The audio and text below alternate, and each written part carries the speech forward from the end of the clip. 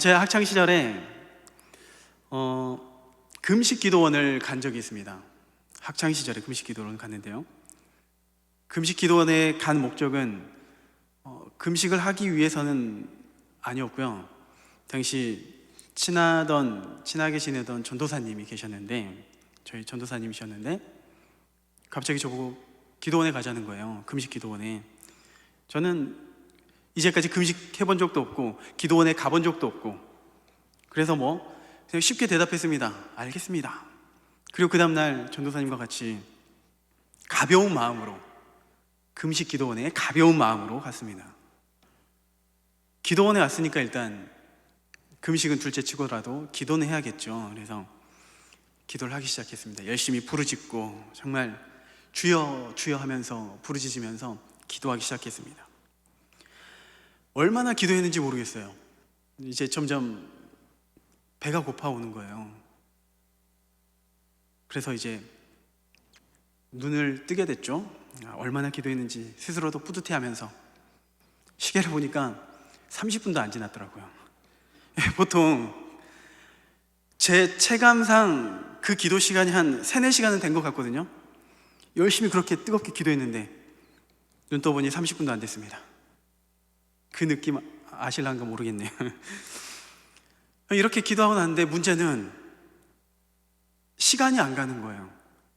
배는 점점 고파오는데 또 한창 먹을 나이잖아요.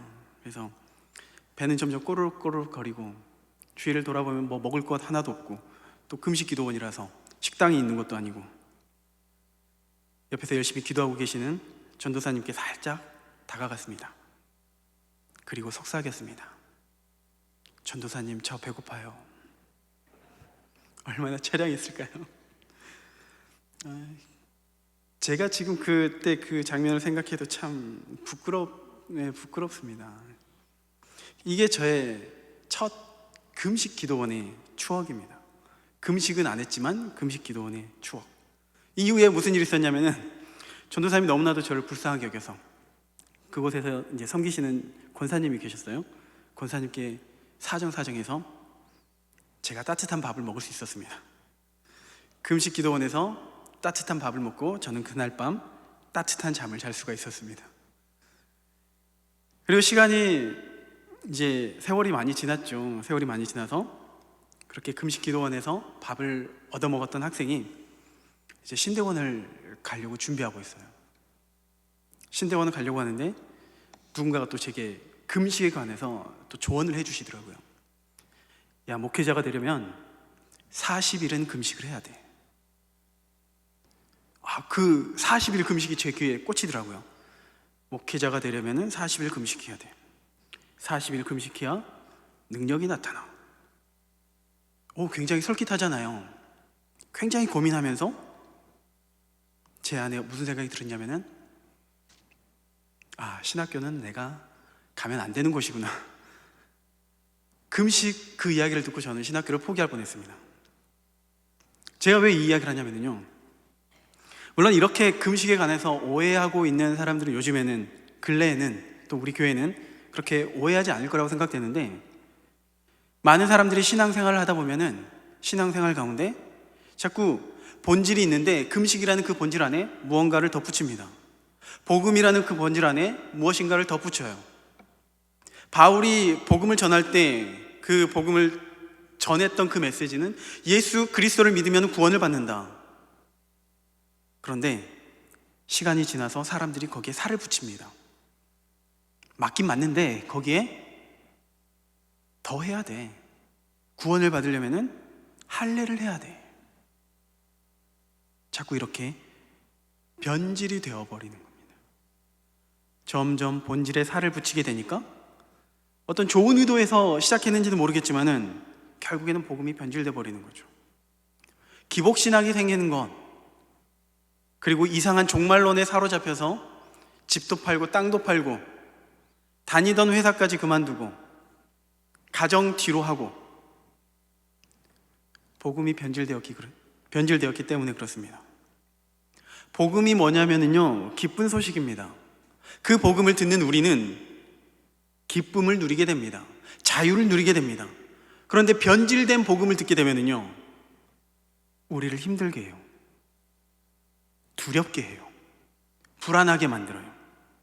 금식을 해야 된다라는 말을 듣고 저는 좌절감에 사로잡혔어요. 나는 신학교를 못 가겠구나.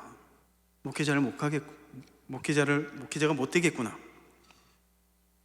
변질된 복음에 사로잡히지 않도록 깨어 있으시기를 부탁드립니다. 오늘 본문에서도 예수님을 공격했던 그 사람들의 특징이 바로 이와 같습니다. 마치 자신들의 믿음과 자신들의 행위, 그리고 그들의 가르침이 진리라고 착각하고 있어요. 어느 순간 변질되어 버렸는데 변질되었다고 생각하지 못하고 그것이 맞다고 생각합니다. 18절 하반절에 보니까 요한의 제자들과 바리새인의 제자들은 금식하는데 어찌하여 당신의 제자들은 금식하지 아니하니까? 사람들이 예수님께 찾아와서 왜 당신과 제자들은 금식을 하지 않아요? 마땅히 금식해야 되는 거 아닙니까? 이같이 말한 이유는 18절 전반부에는 요한의 제자들도 금식하고 우리가 존경하는 바리새인들도 금식을 하는데 왜 당신과 제자들은 금식하지 않습니까? 금식은 유대인의 전통입니다. 금식을 해야 경건한 생활입니다. 그런데 왜 당신은 금식하지 않습니까?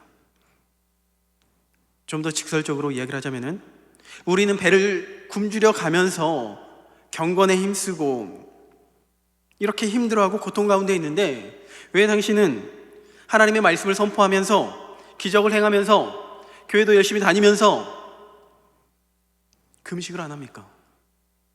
아니, 경건은커녕 죄인들과 먹고 마시고 있는 그 모습을 보니까 어쩌면 화가 났던 것 같습니다. 그래서 예수님께 따지러 오는 겁니다. 오늘 이 금식 논쟁에서 우리가 먼저 알아야 되는 것은, 그렇다면 이 금식이 무엇일까?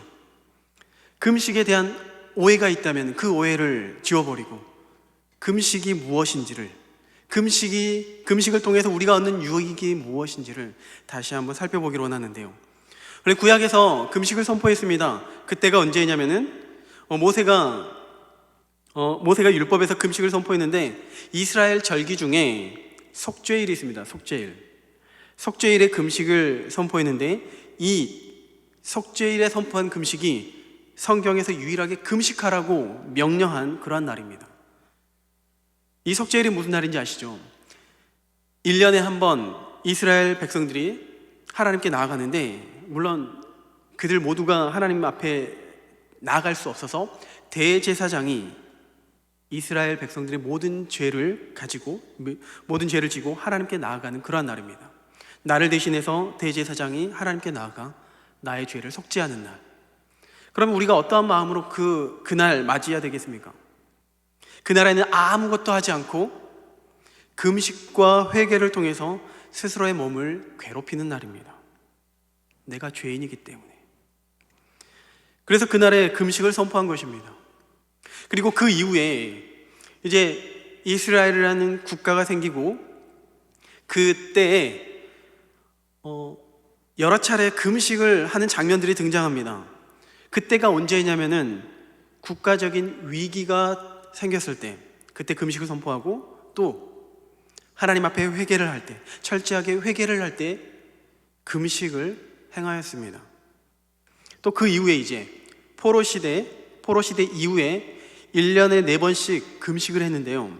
순서대로 보니까 10월 달에 금식을 합니다. 10월 달에 금식을 하는 이유는 예루살렘이 바벨론의 포위를 당했습니다. 얼마 후면 이제 멸망당하게 되는 거죠.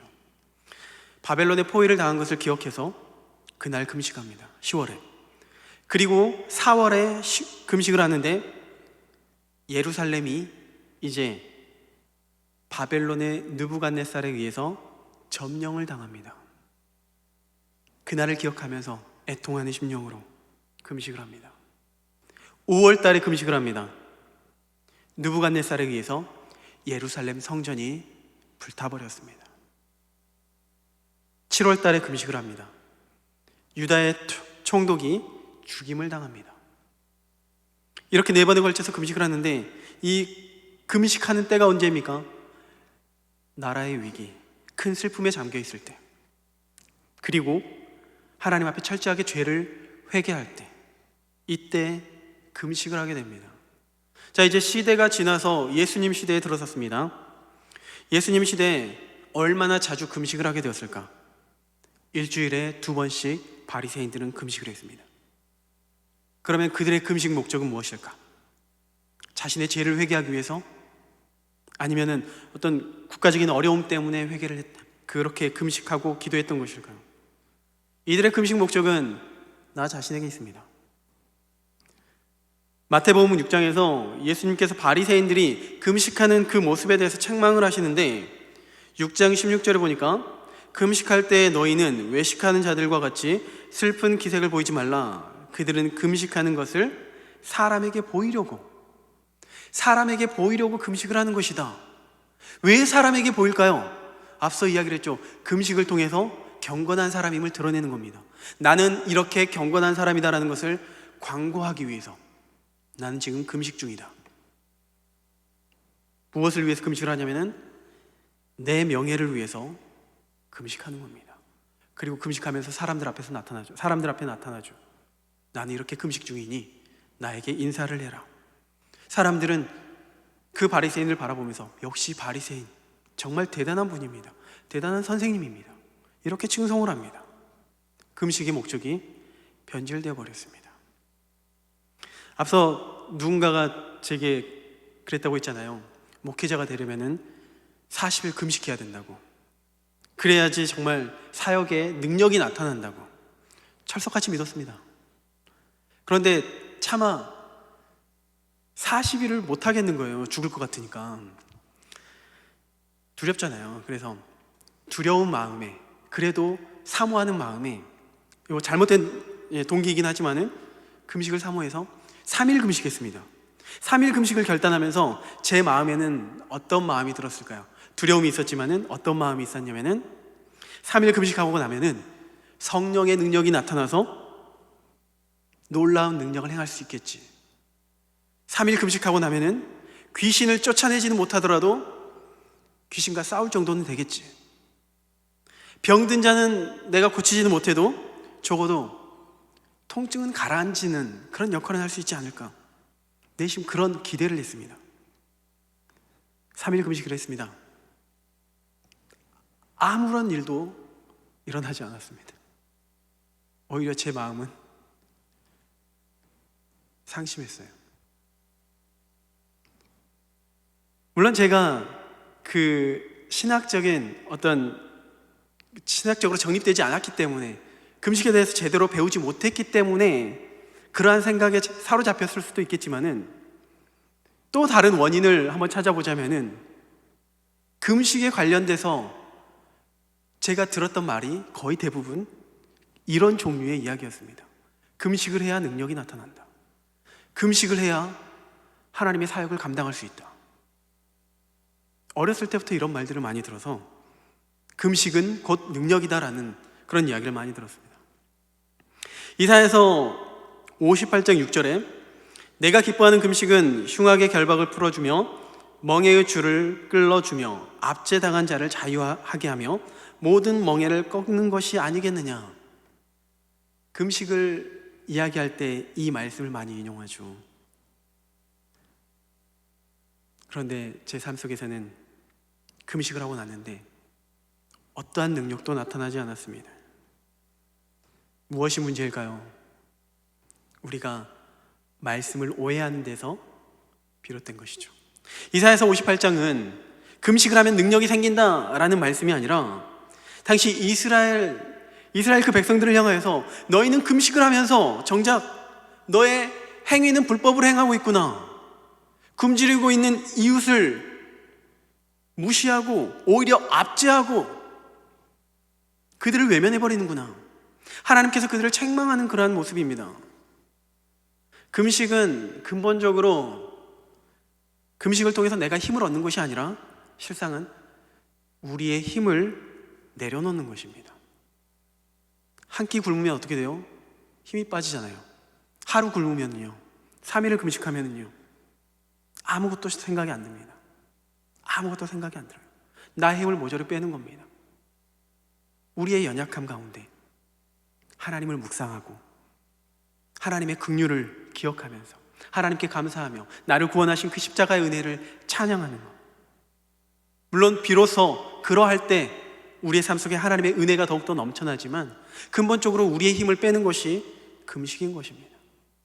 사람들이 바리새인의 금식에 대해서 이야기를 하고 또 세례 요한의 제자들이 금식을 합니다 라고 이야기를 했는데, 세례 요한의 금식 목적에 대해서는 구체적으로 성경에 기록되어져 있지는 않지만 우리가 유추해 볼 수 있는 것은요, 세례 요한의 사역이 어떠했냐면은 광야에서 외치는 자의 소리였습니다. 마태복음 3장 2절, 회개하라 천국이 가까웠느니라. 회개 그리고 심판의 메시지를 선포하면서 어쩌면 금식을 통하여서 그 회개의 증표로 금식을 했을 거라는 거죠.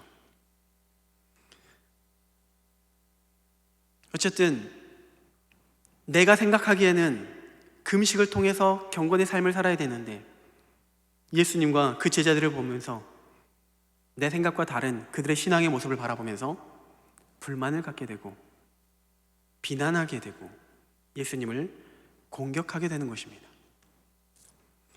우리의 신앙생활도 그렇습니다. 금식에 대해서 오늘 이야기하고 있지만은 금식뿐만이 아니죠.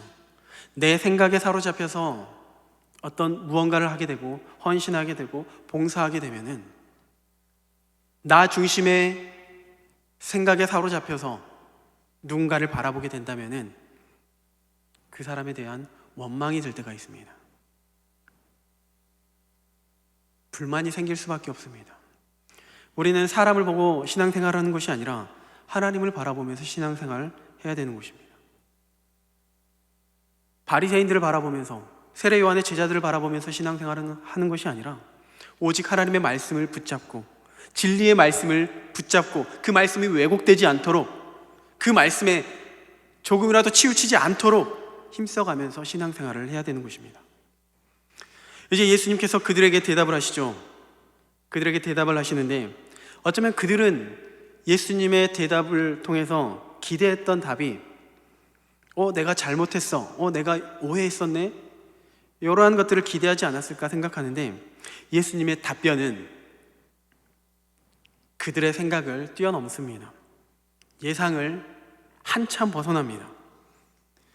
종종 예수님께 공격했던 그 질문 속에서 오히려 예수님은 그 질문에 이상한 답변을 하면서 하나님의 진리를 선포하고 또한 예수님이 어떤 분이신가, 자신이 어떤 분이신가 드러내는 경우가 많이 있는데요. 금식 논쟁을 통해서 마찬가지입니다. 엉뚱한 소리로 예수님을 공격합니다. 그런데 그 공격을 통하여서, 그 말을 통하여서 예수님께서는 진리를 선포하십니다. 복음의 메시지를 오늘 우리에게 선포하십니다. 19절 20절 말씀을 보니까 예수께서 그들에게 이르시되 혼인집 손님들이 신랑과 함께 있을 때에는 금식할 수 있느냐? 신랑과 함께 있는 동안에는 금식할 수 없느니라. 그러나 신랑을 빼앗길 날이 이르니 그날에는 금식을 할 것이니라. 자, 난데없이 혼인잔치에 대한 이야기가 나오는데요, 혼인집 손님들이 신랑과 함께 있을 때는 금식할 수가 없다. 이것은 예수님의 생각이 아니라요, 당시 유대인의 전통이 그렇습니다. 유대인의 생활이 그래요. 유대인의 지금 금식 기간이 있다고 해요. 금식 기간이에요. 그럼에도 이 혼인집에는요, 이 혼인집 잔치에는요, 그 잔치가 일주일 동안 벌어지잖아요.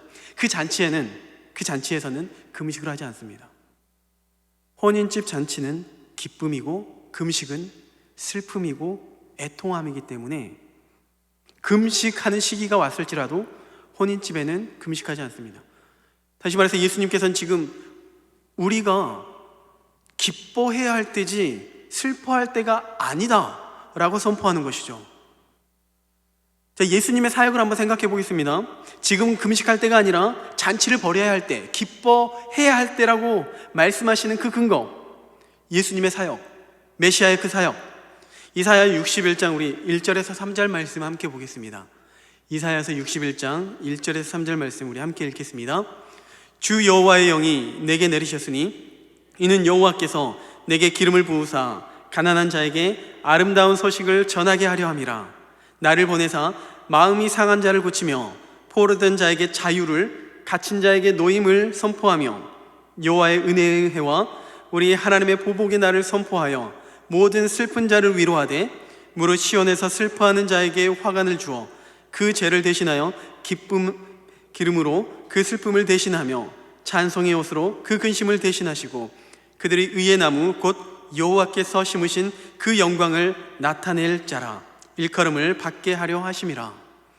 자, 예수님의 사역에 대해서 지금 이사야가 지금 예언을 하고 있는데, 예수님의 사역은 뭐예요? 안진뱅이가 일어납니다. 눈먼 자가 눈을 뜹니다. 귀신 들린 자가 자유케 됩니다. 절망 중에 있는 그 사람들이 위로를 얻고 소망을 얻습니다. 기쁨을 얻는 사역, 예수님의 사역이 곧 기쁨입니다. 우리는 그것을 복음이라고 이야기를 하죠. 지난번에 이 마가복음을 다룰 때 마가복음 17장에서 17절에 대해서 이야기를 했는데, 2장 17절에 대해서 이야기를 했는데, 예수님께서 이 땅에 오신 그 이유, 17절 하반절에 나는 의인을 부르러 온 것이 아니요 죄인을 부르러 왔다. 죄인을 부르러 와서 무엇을 하시기 위해서요?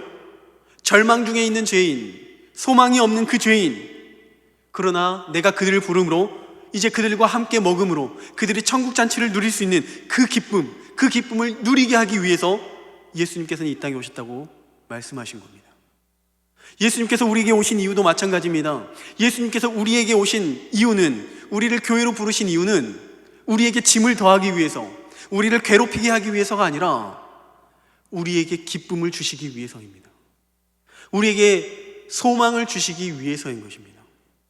종말론적으로 지금 이 상황에 천국 잔치를 이야기한다고 했는데요, 그러면 그 잔치의 주인공, 이 혼인 잔치의 주인공이 누구입니까?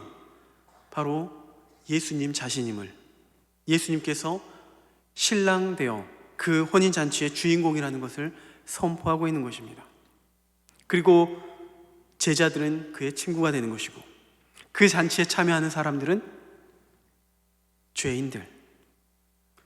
죄인들이 그 잔치에 참여해서 함께 먹고 마시며 잔치를 누리게 되는 것입니다. 그런데 그 잔치에 참여할 수 없는 사람들, 참여하지 못한 사람들이 있다고 했죠. 스스로 의인이라고 생각했던 사람들, 그리고 오늘 본문에도 마찬가지입니다. 스스로 경건함을 추구하면서 오히려 복음을 왜곡시키는 자들, 복음을 들으면서, 복음을 눈앞에 바라보면서 깨닫지 못하고 오히려 그를 비난하고 책망하는 그 사람들.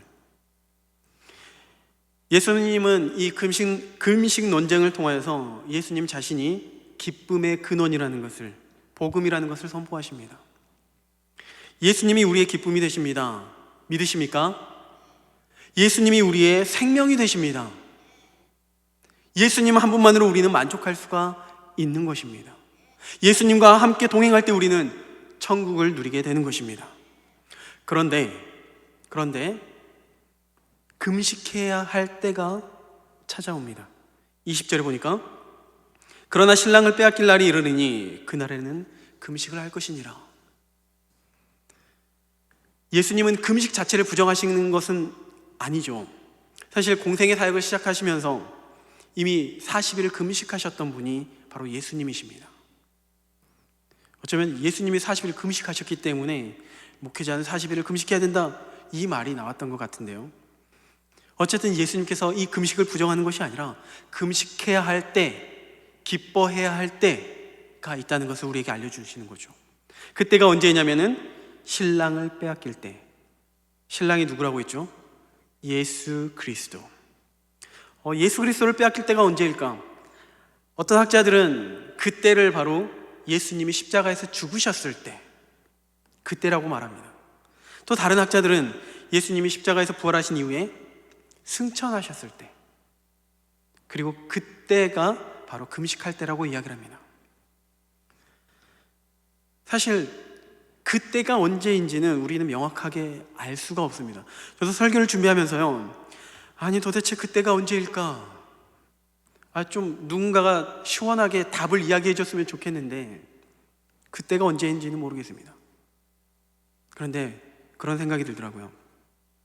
나는 언제 예수님을 빼앗긴 적이 있었을까? 분명 예수님 우리를 떠나시지 않죠. 성령께서 우리 안에 늘 함께 하시기 때문에 우리는 늘 예수님과 함께 동행하고 있습니다.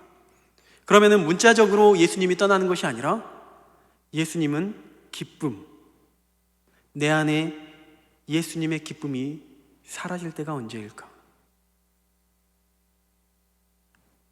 내가 복음을 누리지 못하고 절망 가운데 있고 원망하면서 마치 왜 당신은 금식하지 않습니까? 기뻐하고 있는 그들을 바라보면서 그들을 비난하고 있는 저의 삶을 보게 되는데요. 그때가 언제일까? 분명 교회를 떠난 적이 없어요. 예배를 빠뜨린 적이 없습니다. 물론 코로나 때문에 지금 올해는 좀 이상하게 같이 성전에서 예배를 드리지 못했지만 이전까지 한 번도 예배를 빠진 적이 없어요. 그런데 내 안에 기쁨이 없습니다. 평안이 없습니다. 예수님을 누리지 못하고 있는 것이죠.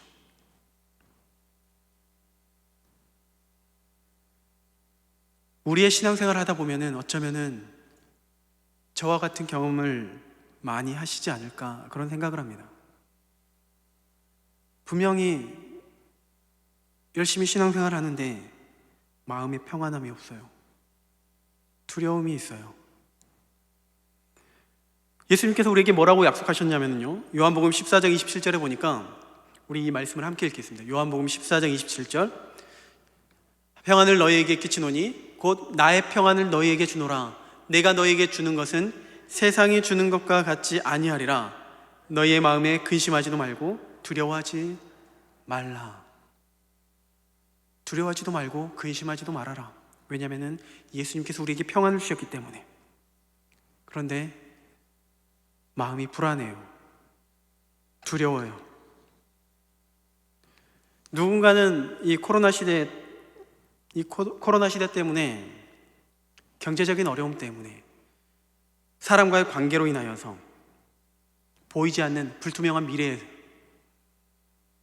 말을 듣지 않는 그 자녀들 때문에, 직장으로 인하여서, 또 학생들은 학업 때문에 끊임없이 우리를 괴롭히고 있습니다. 예배는 드리지만, 하나님께 나아간다고 기도는 하지만 마음에 평안이 없고 힘들 때가 너무나도 많이 있습니다. 무엇이 문제일까요? 하나님의 약속이 잘못된 것일까요? 아니면은 무엇이 문제일까요? 성경에는 복음을 누리는 사람들이 많이 나오는데 베드로와 사도들이 복음을 전하다가 매를 맞은 적이 있습니다. 복음을 전하는데 매를 맞아요. 얼마나 억울해요. 얼마나 억울합니까? 주를 위해 헌신하는데 뭔가 더 형통해야 될 것 같은데 오히려 매를 맞는다니요. 그런데 베드로와 사도들이 어떻게 여겼냐면은 사도행전 5장 41절 보니까 사도들은 그 이름을 위하여 능욕 받은 일에 합당한 자로 여기심을 기뻐하면서 공회의 앞을 떠나니라. 복음을 전하다가 매를 맞았습니다. 능욕을 당했습니다.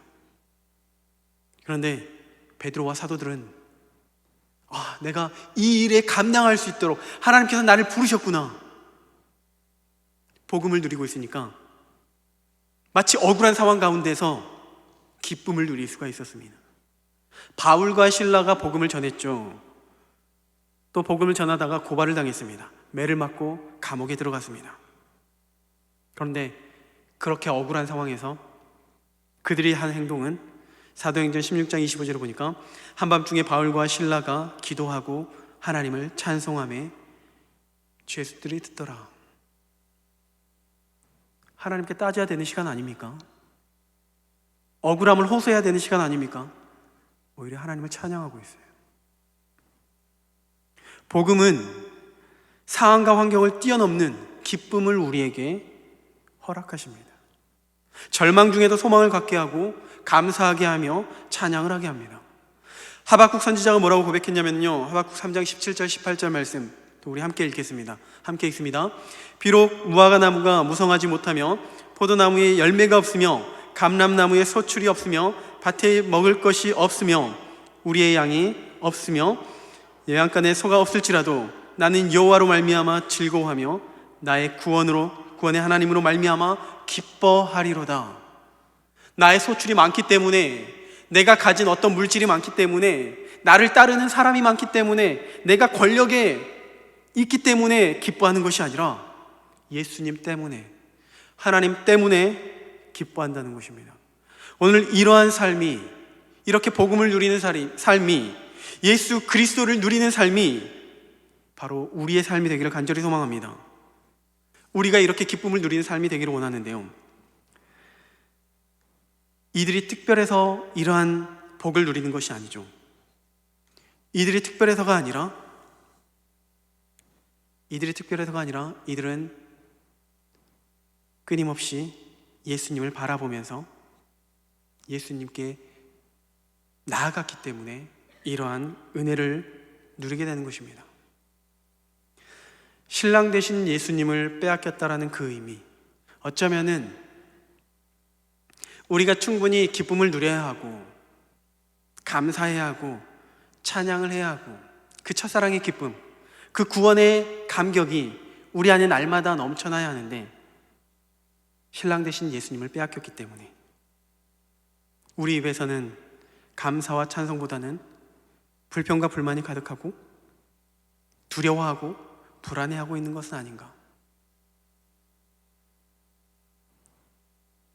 만약 오늘 우리의 삶이 이러한 불안함이 있다면, 기쁨을 누리지 못하고 있다면 금식을 권면하겠습니다. 다시 나의 힘을 내려놓고, 우리의 생각을 내려놓고, 우리의 방법을 내려놓고 하나님께 금식함으로, 회개함으로 다시 복음을 누릴 수 있기를 소망합니다. 이제 말씀을 맺으려고 하는데요, 예수님은 이 금식 논쟁을 통해서 예수님이 어떤 분이신가 우리에게 알려주셨죠. 예수님 자신이 바로 천국잔치의 주인이고 기쁨의 근원이라는 사실. 그런데 눈앞에 예수님이 있음에도 불구하고 천국잔치에 참여하지 못하는 사람, 기쁨을 누리지 못하는 사람, 그 사람이 있습니다. 어쩌면 교회 안에도 그러한 사람들이 많이 있죠. 무엇이 그렇게 만들었을까? 무엇 때문에 기쁨을 누리지 못하고 천국을 누리지 못하는 것일까? 예수님 두 가지의 비유를 통해서 말씀하시는데요, 21절, 22절 말씀 우리 다시 한번 함께 읽겠습니다. 생배 조각을 낡은 옷에 붙이는 자가 없나니 만일 그렇게 하면 기운 새 것이 낡은 그것을 당겨 헤어짐이 더하게 되느니라. 새 포도주를 낡은 가죽 부대에 넣는 자가 없나니 만일 그렇게 하면 새 포도주가 부대를 터뜨려 포도주와 부대를 버리게 되리라. 오직 새 포도주는 새 부대에 넣느니라 하시니라. 자, 아무도 혼인잔치 때 슬픔에 젖어 있거나 애도하지 않습니다. 금식하지 않는다고 했죠. 또 낡아서 줄어든 옷에 새로운 천을 붙이는 사람은 없습니다. 만약 그렇게 되면은 낡은 옷도 못 쓰게 되고 새로운 그 천 조각도 못 쓰게 되는 거죠. 새 포도주를 낡은 가죽 부대에 담는 자가 없습니다. 이게 무슨 말이냐면요, 낡은 가죽 부대가 뭐냐면은 이 가죽의 성질이 보통 늘어나는 성질이 있는데, 이게 오래되고 낡게 되면은 더 이상 늘어나지 않습니다. 그런데 거기에 포도주를 담아버리면, 새 포도주를 담으면은 포도주는 발효하는 그런 특징이 있죠. 그런 성질이 있어서 부피가 늘어납니다. 새 가죽 부대에 담으면은 발효가 일어날 때 그 새 가죽 부대도 늘어나게 되는 거죠. 그런데 낡은 가죽 부대에 넣게 되면은 더 이상 팽창하지 않기 때문에 가죽 부대는 터져버립니다. 그러면 포도주는 땅에 떨어지게 되는 것이죠. 혼인잔치와 금식, 새로운 천조각과 낡은 옷, 새 포도주와 낡은 가죽 부대, 근본적으로 함께 할 수 없는 것을 이야기하고 있습니다. 무슨 말이냐면요, 예수님은 복음을 선포하시면서 우리에게 기쁨을 허락하시는데 우리가 그 기쁨을 누리기 위해서는 낡은 옷을 버려야 합니다. 낡은 가죽 부대를 버려야 합니다. 아무리 오래 교회를 다니고 아무리 많은 예배를 드리고 또 교회를 위해서 봉사하고 수고한다 할지라도, 또 아무리 눈앞에 복음이 있다 할지라도, 우리 귓가에 하나님의 말씀이 들린다 할지라도 우리는 여전히 낡은 그 옷을 고수하게 된다면, 낡은 가죽 부대를 포기하지 않고 끝까지 그것만 붙들고 있다면, 다시 말해서 우리의 옛 습관들, 여전히 떨쳐버리지 못하는 옛 자아, 예수 믿기 전에 나타났던 우리의 모습들, 의심하고 거짓을 행하며 누군가를 비난하고 누군가를 시기하고 누군가에게 손가락질하면서 누군가를 원망하면서 하나님의 말씀에는 의심하고, 우리는 새 포도주를 담을 수가 없습니다. 기쁨을 누릴 수가 없습니다. 기독교는 기쁨의 종교입니다. 우리의 예배는 복음을 듣기 때문에 기쁨의 예배가 되는 것입니다. 우리 모두가 그러한 기쁨을 누릴 수 있기를 간절히 소망합니다. 코로나 시대에도 모든 사람들이 우울하고 비난한다 할지라도 우리는 기쁨으로 예배를 드리며 기쁨으로 하나님께 찬송 드릴 수 있는 주의 백성이 되기를 소망합니다. 요한복음 15장 11절, 내가 이것을 너희에게 이름은 내 기쁨이 너희 안에 있어 너희 기쁨을 충만하게 하려 함이라. 오늘 우리의 기쁨이 충만할 수 있기를 간절히 소망합니다. 그래서 이 기쁨이 우리에게만 멈춰버리는 것이 아니라 이 기쁨이 우리 이웃들에게 흘러갈 수 있는 그러한 은혜로운 주의 백성, 그러한 우리 광주중앙교회 모든 성도들이 될 수 있기를 간절히 소망합니다.